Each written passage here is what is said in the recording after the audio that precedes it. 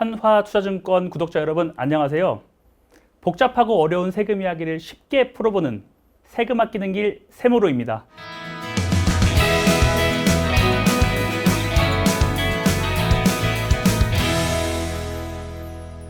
세무로의 진행을 맡고 있는 한화투자증권 분당지점 이주석 PB입니다. 구독자 여러분, 주식 오를 때만 좋고 세금 얘기 나오면 피하고 싶으시죠?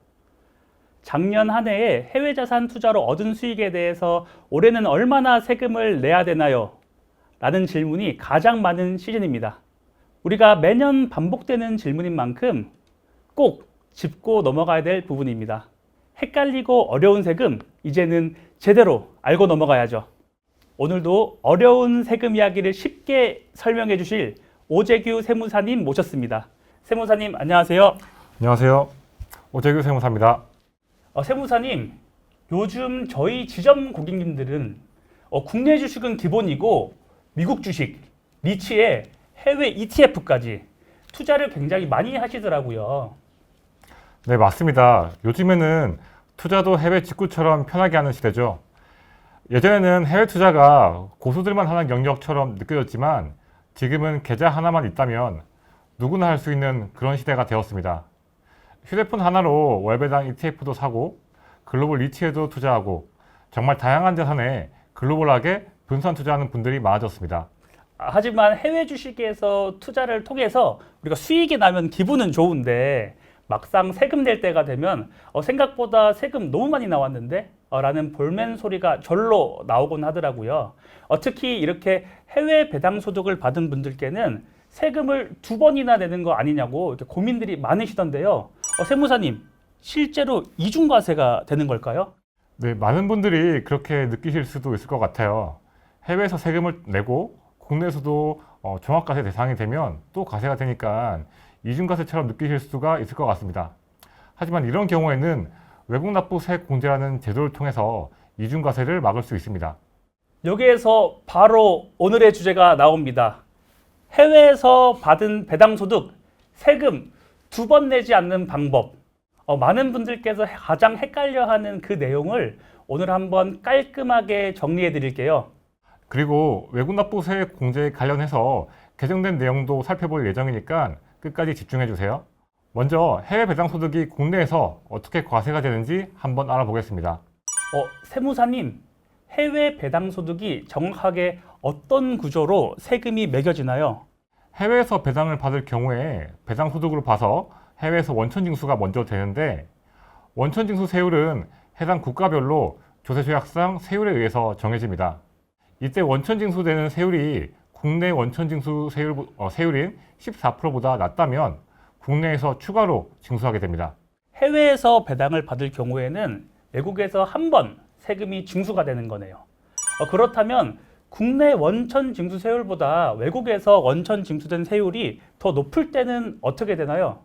네, 그 부분은 이해를 돕기 위해서 예시를 통해서 한번 설명드리겠습니다.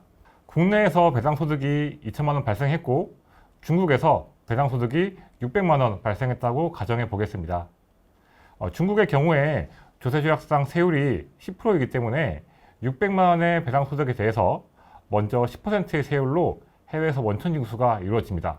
한국의 원천징수 세율인 14%보다 낮기 때문에 한국증권사는 배당금을 지급할 때 한국 원천징수 세율과 중국에서 원천징수된 세율의 차이인 4%, 즉 600만 원의 4%, 24만 원에 대해서 추가로 징수한 후 배당금을 지급합니다.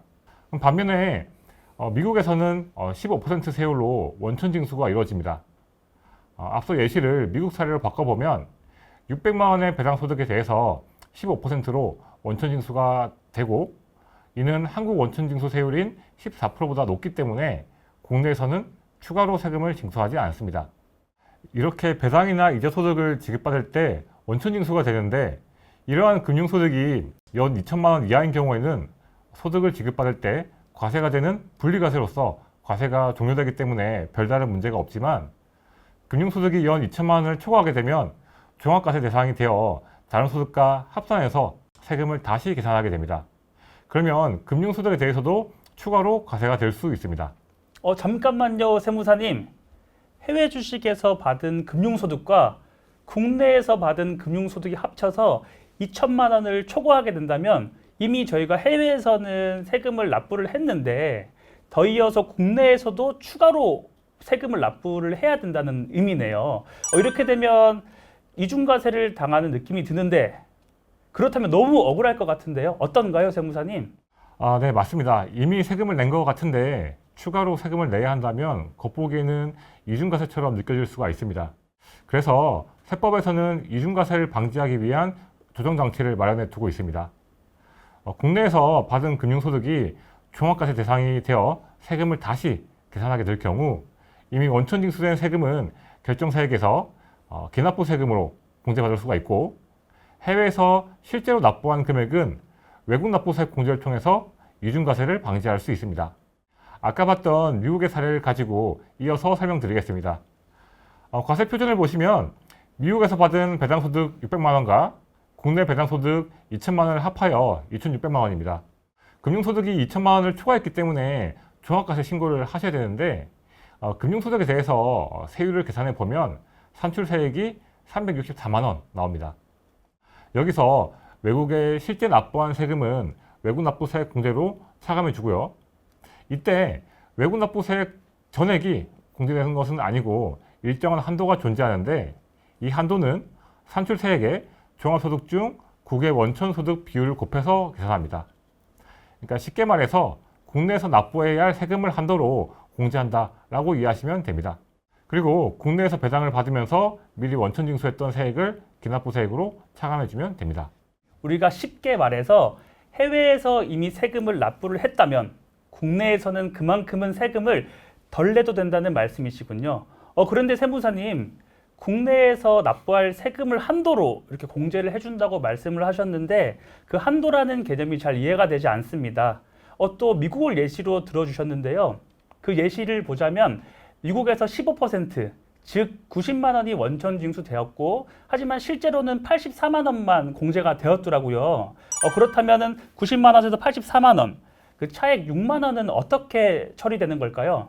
한도가 있다는 게 이해가 안 가실 수 있는데 외국에서 발생한 소득에 대해서 우리나라는 국내에서 실제로 납부할 세금만큼만 외국 납부세액을 공제하는 방식이고 해외에서 낸 세금에 대해서 국내에서 환급을 해주지 않겠다라는 취지로 보시면 됩니다. 대신 공제를 못 받은 외국 납부세액이 있다면 10년간 2월에서 공제를 받을 수 있도록 허용하고 있습니다. 그럼 외국 납부세액이 있다고 해서 무조건 공제를 받는 건 아닌 것 같은데 외국 납부세액을 적용받기 위해서는 또 어떤 요건이 있을까요? 공제를 받으려면 요건이 있습니다. 첫 번째로 그 소득이 국내 금융소득과 합산해서 금융소득 종합과세 대상이어야 하고 두 번째로 외국에서 실제로 납부한 세액이어야 합니다.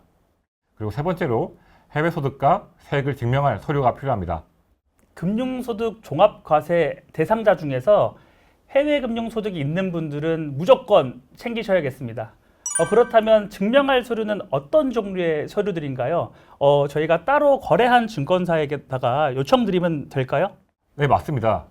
증권사에서 외국 납부세액 명세서를 요청하시면 되고 세액공제를 신청하실 때 반드시 필요한 서류입니다. 외국 납부세액 명세서 출력하실 때도 주의하실 부분이 있습니다. 대부분 미국 주식을 많이 투자하실 텐데 미국의 경우 ETF 등에서 지급하는 분배금에 대해서 재번이 배당소득이 아닌 경우가 있습니다. 문제는 지급 시점에는 구분이 안 되기 때문에 일단은 15%로 원천 징수를 하고 연말이 되어서야 실제 재원을 확정할 수가 있습니다. 그래서 이후에 연말쯤에 배당금 재원이 아닌 부분을 재분류하는데 이를테면 양도차익이나 커버드콜의 옵션 프리미엄 같이 미국에서 원천 징수하지 않는 부분에 대해서 원천 징수한 부분을 환급해 주게 됩니다. 지점에서 있었던 일인데 어떤 고객분께서 얼마 전에 배당소득이 재분배되었다는 문자를 받았다고 하시더라고요. 아마 세무사님께서 금방 말씀해 주신 그 내용이 아닐까 한데요. 그런데 실제로 입금된 금액을 보니까 생각보다 좀 적었다라고 하시더라고요. 세무사님, 이거는 좀 어떻게 된 걸까요? 미국에서 원천 징수가 되지 않는다고 한국에서 과세가 안 되는 건 아닙니다. 미국 현지 세율과 국내 세율과의 차이에 대해서 다시 과세를 하는데요. 미국 현지 세율과 국내 세율을 비교해서 차액에 대해서 추가 납부 또는 징수가 발생합니다. 말로만 들으면 다소 어려우실 수가 있어서 앞서 말씀드린 미국 사례를 통해서 다시 한번 설명드리겠습니다. 미국에서는 분배금에 대해 우선 15%를 원천징수했는데 연말에 원천징수된 재원을 재분류해 보니 그 중에 일부는 원천징수 대상이 아닌 부분이 있었습니다. 예를 들어 매매 차익이나 옵션 프리미엄 등이 대표적인 경우인데요. 이처럼 원천징수 대상이 아닌 재원에 대해서 과도하게 원천징수된 세금은 환급 처리가 되는 것입니다. 그럼 애초에 원천징수 대상이 아니었던 재원을 반영해서 미국에서 받은 전체 분배금 기준으로 환급분까지 고려했을 때 실제 원천징수 세율이 6%라고 가정하면 기존의 원천징수된 15%와 6%의 차이인 9%, 즉 600만 원의 9%에 해당하는 54만 원이 환급됩니다. 그러나 미국에서 원천징수가 되지 않더라도 국내에서는 과세 대상이기 때문에 환급분까지 반영한 세율 6%와 국내 원천징수 세율인 14%의 차이인 8%에 대해서 추가로 과세됩니다.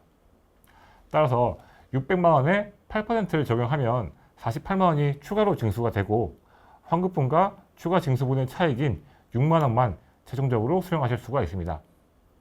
그래서 기납부세액의 재분류로 인한 국내 추가 징수분을 추가로 반영해주고 미국에 납부한 최종 세율에 대해서 외국 납부 세액공제를 적용하게 되면 납부세액이 0으로 딱 맞게 떨어지게 됩니다.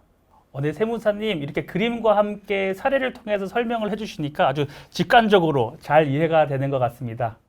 그럼 금융소득에 대해서 종합과세가 되시는 분들 중 외국납부 세액공제 신청서를 이전에 이미 받으셨다 하더라도 이후에 환급 조정 절차를 통해서 변경될 수도 있으니까 우리가 5월 종합소득세를 신고하실 때쯤 다시 한번 확인을 하시고 그 시점에 줘야 되는 외국납부 세액 기준으로 우리가 세액공제를 받으면 되겠네요. 맞죠? 네, 맞습니다. 다만 이 부분은 증권사마다 처리하는 방식이 다를 수 있으니 꼭 증권사에 문의해서 확인해 보시면 좋을 것 같습니다. 세무사님, 올해 초 외국납부 세액 관련해서 개정사항이 좀 있다고 하던데 간략하게 한번 설명해 주실 수 있을까요? 이번에 외국납부 세액이 개정되면서 과세이용 계좌에서 국내 상장 해외 ETF 투자 시 ETF에서 발생하는 분배금에 대해서 변경된 내용입니다. 우리가 보통 과세 이연 계좌라고 하면은 연금저축이나 IRP, ISA 같은 계좌를 말하는 거죠. 저도 올해 초에 문의를 참 많이 받아서 대략적으로는 내용을 알고는 있는데 세무사님 정확하게 어떤 내용일까요? 네, 정확하게는 과세이용 계좌에서 해외 주식형 ETF의 배당금 과세 방법이 개정되면서 이슈가 된 것인데요. 구독자님들의 이해를 돕기 위해 기존 과세 방식을 일반 계좌와 과세이용 계좌로 구분해서 먼저 설명드리고 개정된 방식으로 설명을 드리겠습니다. 먼저 상단의 일반 계좌의 1번, 2번을 보시면 일반 계좌에서 해외 ETF에 투자할 경우 거기서 발생한 배당금에 대해서 앞에서 보신 것처럼 해외에서 원천 징수가 됩니다. 그런데 여기에서 중요한 것은 3번, 4번 보시면 ETF를 통해서 간접 투자를 하게 되면 직접 투자한 것과 다르게 해외에서 원천 징수된 부분에 대해서 일단 국세청이 먼저 국내 세율인 14%를 한도로 환급해주고 이후에 실제로 투자자에게 분배할 때 국내에서 원천 징수를 했었습니다. 이렇게 되면 국내에서 과세를 하면서 이중과세 문제가 발생되지 않아 외국납부세 공제를 받을 필요가 없었습니다. 우리가 직접 투자할 때처럼 외국납부 세액공제를 통해서 이중과세를 조절하는 방식이 아니라 펀드를 통해서 간접 투자를 할 때는 먼저 국세청에서 환급을 해주고 이제 지급을 할 때 국내 세율로 원천 징수하는 방법을 통해서 이중과세 문제를 해결했었군요. 그렇다면 기존의 과세 이연 계좌를 동일한 방식으로 해외 ETF 이중과세 문제를 해결했던 걸까요? 과세이용 계좌에서 투자한 해외 ETF에서 배당금이 발생할 경우 일반 계좌에서 투자했을 때와 동일한 방법으로 처리했었습니다. 다만 차이가 있다면 아래쪽 과세이용 계좌에서 3번, 4번, 5번을 보시면 과세이용 계좌에서는 분배시가 아니라 인출할 때 조율로 과세가 되는 세제 혜택이 있기 때문에 해외에서 원천 징수된 부분을 국세청이 먼저 환급을 통해 보전해주고 인출 시까지 과세가 이연되기 때문에 원래 내야 할 세금까지 함께 운용할 수 있어서 복리 효과를 극대화할 수 있었습니다. 그리고 과세이용 계좌는 그 특성상 인출 시 저율로 분리과세된다는 점을 보면 해외에서 원천 징수되는 세율과 인출 시 과세되는 세율의 차이만큼 국세청이 지원해주는 효과도 있었습니다. 예를 들어서 미국에 투자할 경우에 원천 징수되는 부분은 원래 투자자가 부담해야 하는 금액입니다. 하지만 국세청이 14%를 환도로 먼저 보전해주고 이후에 투자자가 연금 계좌를 통해 인출할 경우 5%의 세금만 내게 되니까 그 차이인 9%의 세금은 그동안 국세청이 지원하고 있었던 게 되는 거죠. 네, 말씀해 주신 것처럼 과세 이연 효과 외에도 그 차이가 나는 세율만큼은 국세청이 부담하고 있었네요. 생각보다 그 혜택이 엄청났었던 것 같습니다. 그렇다면 이번 개정을 통해서는 좀 어떻게 달라졌나요? 네, 이번 외국납부세액에 대한 프로세스가 개정되면서 결론적으로는 분배금 위주로 투자하시는 투자자들에게 불리하게 적용되었습니다. 왜 그런지 개정 내용을 보시면 직접 투자할 때와 마찬가지로 해외 ETF를 통해 간접 투자할 경우 해외에서 원천 징수된 부분에 대해서 국세청이 더 이상 먼저 환급해 주지 않고 이후에 투자자가 인출할 때 과세를 하고 외국에서 납부한 세액에 대해서는 세액공제를 해주겠다는 내용입니다. 개정이 되면서 국세청이 외국 납부 세액에 대해 미리 보전해주지 않기 때문에 세금을 미리 낸 것이 되고 과세이연 계좌에서 인출 시점까지 세금을 늦게 내면서 복리 효과를 극대화했던 과세이연 효과가 사라졌고요. 그리고 외국 납부 세액을 선 환급하지 않게 됨으로써 외국 납부 세액과 과세이연 계좌에서 인출 시 세율 차이만큼 국세청이 지원했던 부분도 없어지게 되었습니다. 더욱이 이미 외국에서 받은 배당에 대해서 외국에서 원천 징수가 되었는데 인출 시 또 과세가 되면서 이중과세 문제가 발생하게 되는데 외국 납부 세액공제를 통해서 이중과세를 해결해 주겠다는 게 이번 개정 내용입니다. 다만 외국 납부 세액공제에 대한 구체적인 규정이 아직 발표되지 않아 후속 조치를 기다려봐야 할 것 같습니다. 세무사님 말씀을 듣고 보니까 외국 납부 세액 공제가 혜택이 아니라 이중과세를 방지해주기 위한 반드시 필요한 장치였네요. 네, 그리고 이번 개정 내용은 해외 주식에서 발생한 분배금에만 적용되기 때문에 애초에 해외에서 원천 징수가 되지 않는 매매 차익이나 커버드콜 분배금의 재원인 옵션 프리미엄 그리고 무효 국채 이자 등에 대해서는 영향을 미치지 않습니다. 우리가 정리를 해보자면 국내 상장 해외 ETF에서 발생하는 분배금 중 해외에서 원천 징수되는 부분에 대해서만 이번 개정으로 영향을 받게 되는 것이고 매매 차익 같이 외국에서 원천 징수되지 않는 재원들에 대해서는 영향을 받지 않기 때문에 배당금보다는 매매 차익 위주의 포트폴리오를 구성하셨던 분들에게는 크게 영향이 없다는 그 말씀이시군요.